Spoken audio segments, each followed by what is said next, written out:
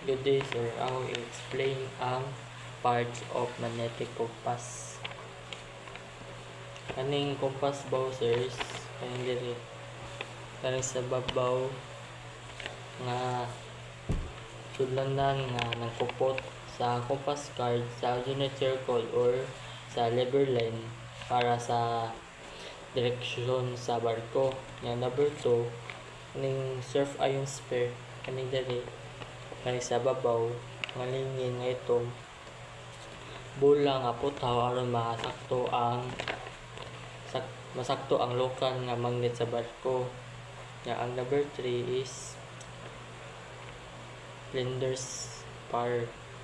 Nganing blender's bar is para sa putaw para sa pangsakto sa virtual nga magnetic.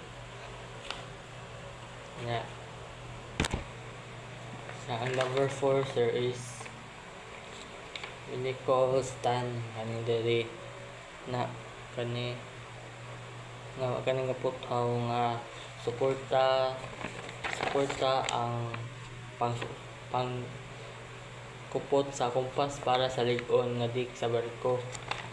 Then ang number 5, kaning box diri sa tunga ang color yellow, kaning 4 and FB magnet diri is mga diri nga adunay magnet para sa pagsulbad sa permanenteng magnet sa barko. Then ang kaning number 6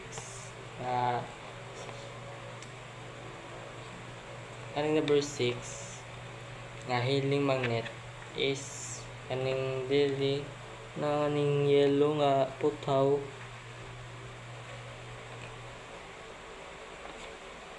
Ang yellow nga putaw nga magnet para makumpasar ang magnet tungod sa pangtinkod or pang dungaw sa barko.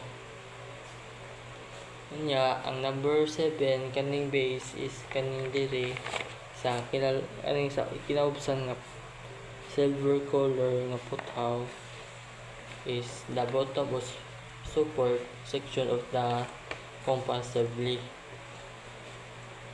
Then ang number 8 kaning mirror's reflection ornament. Kaning daghan ni siyang naka-connect kani sa kinaubsan or then ani sa kinababuan.